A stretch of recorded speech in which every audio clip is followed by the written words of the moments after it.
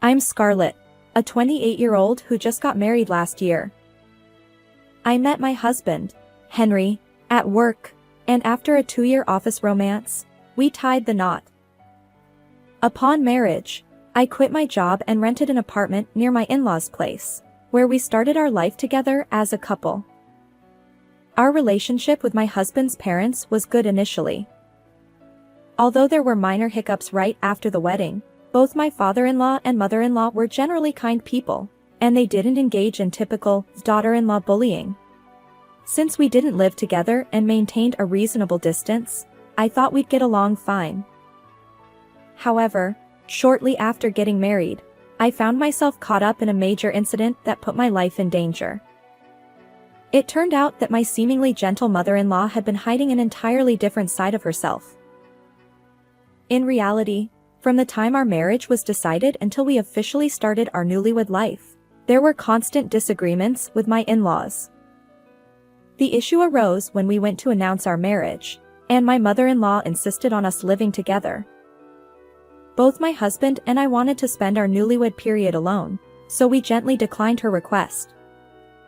However, my mother-in-law had been looking forward to living with her son after his marriage, and she lamented that her future plans had been ruined.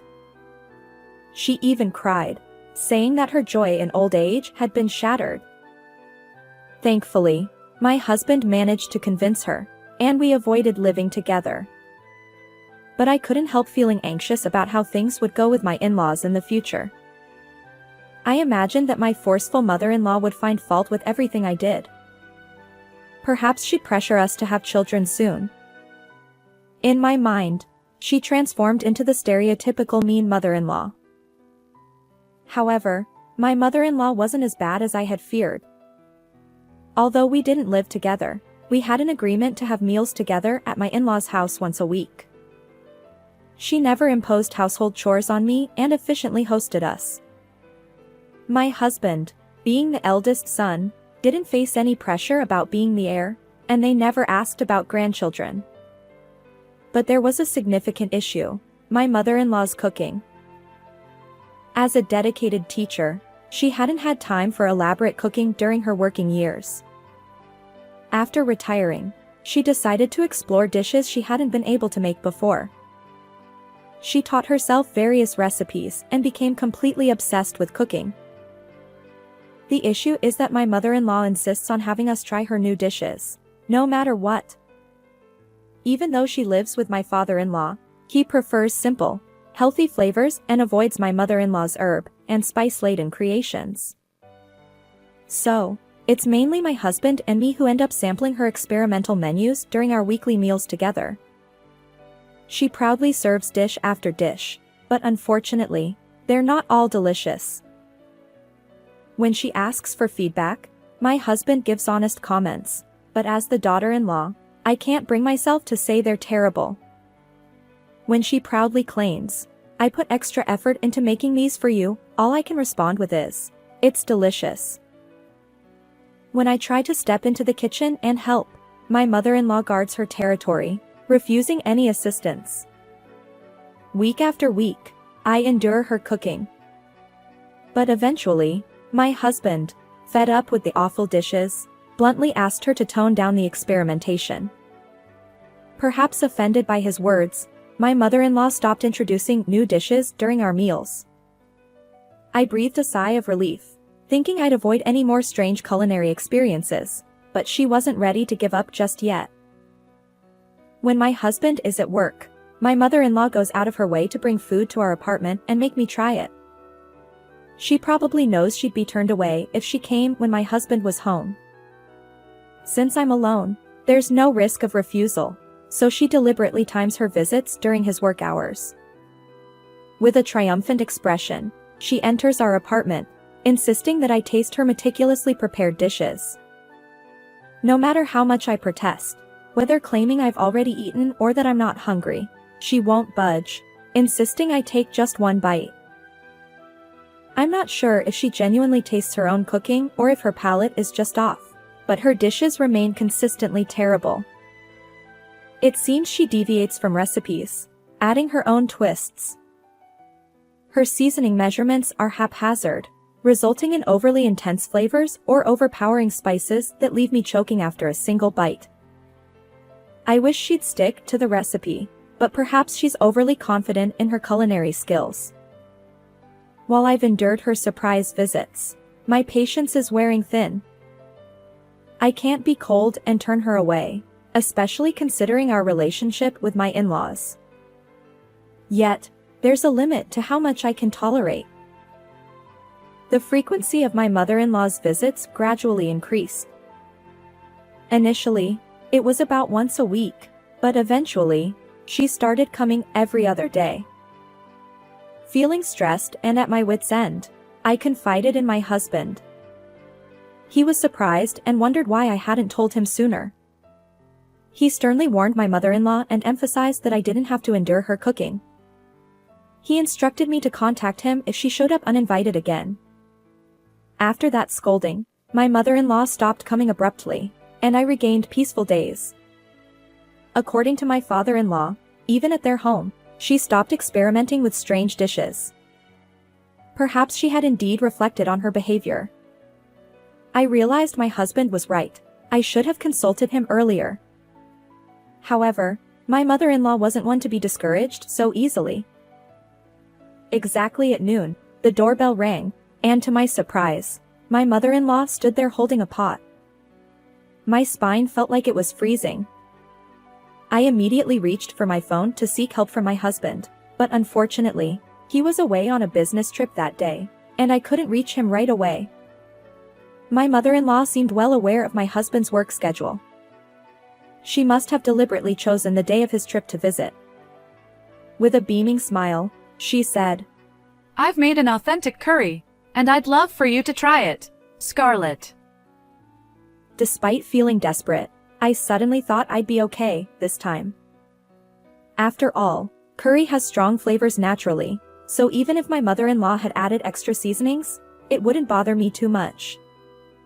I decided to endure and began eating the curry she served, hoping she'd leave soon. She watched my reaction with a smile. The first bite tasted slightly bitter yet sweet, with a medicinal undertone, but it was bearable. I washed it down with tea. When she asked if I wanted seconds, I declined politely, claiming I was full. Satisfied that I'd eaten at least one serving, my mother-in-law left in a good mood. Being caught off guard by weird curry was better than enduring hours of shouting after resisting. Little did I know that I'd deeply regret sympathizing with my mother-in-law later. That evening, while shopping at the supermarket, I suddenly felt breathless and collapsed right there. I couldn't stand up straight, swaying with dizziness, and my limbs went numb. People around me noticed and called a store employee.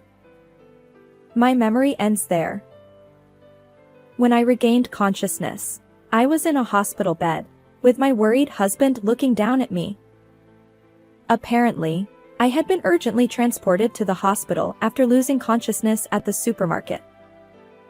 The store employee had called an ambulance, and luckily, an acquaintance who happened to be shopping at the same time contacted my husband.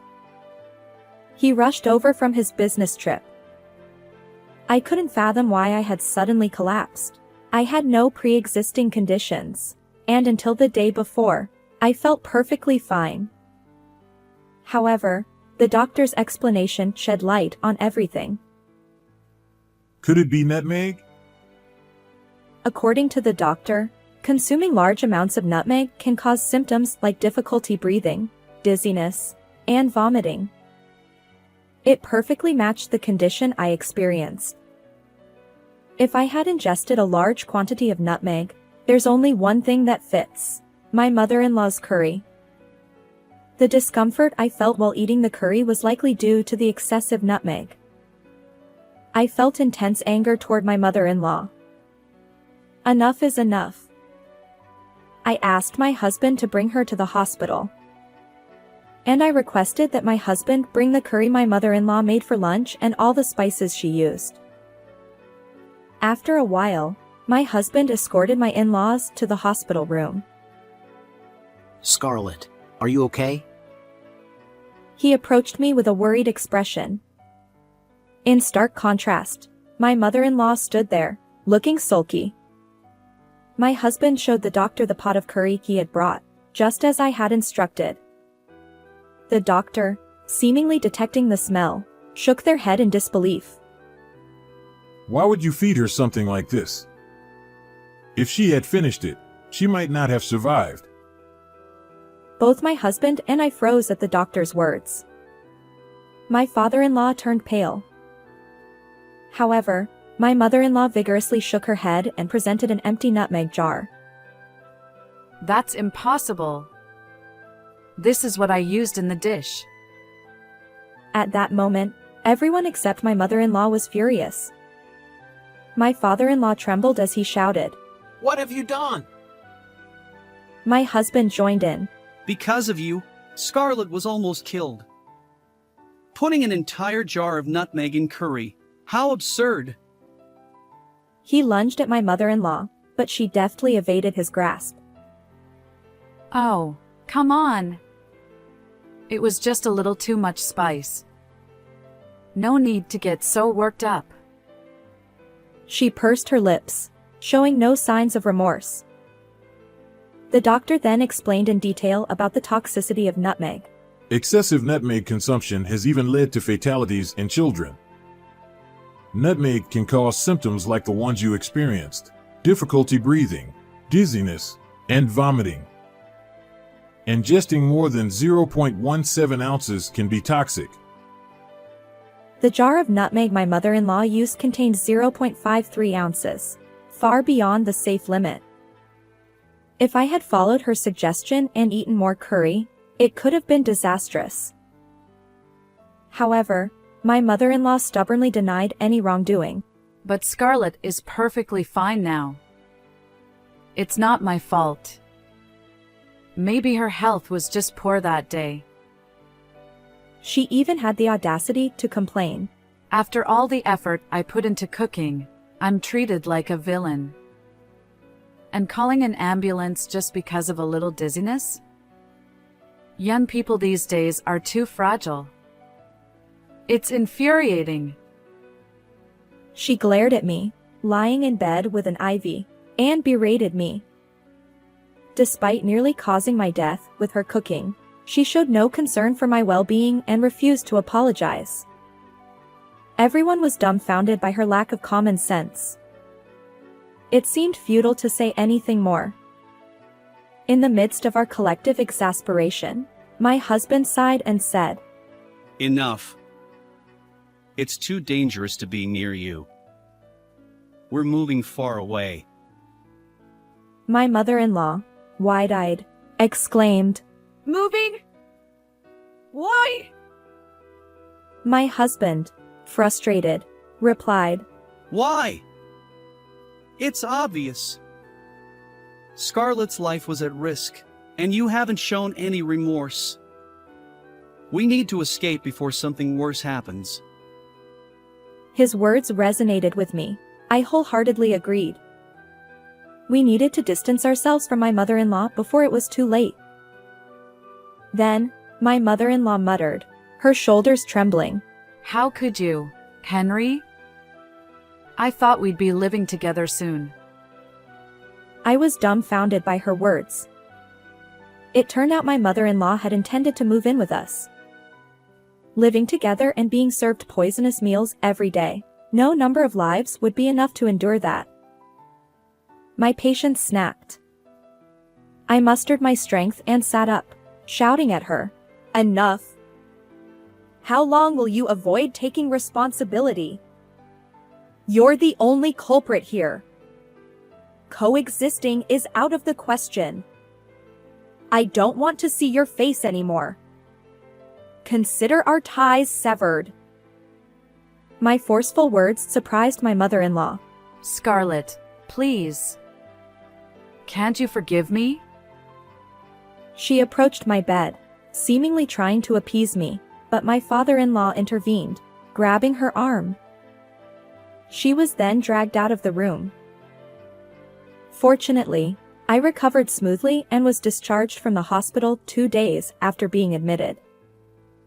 While I was in the hospital, my husband diligently prepared for our move, and as soon as I was out, we relocated to an apartment near his workplace.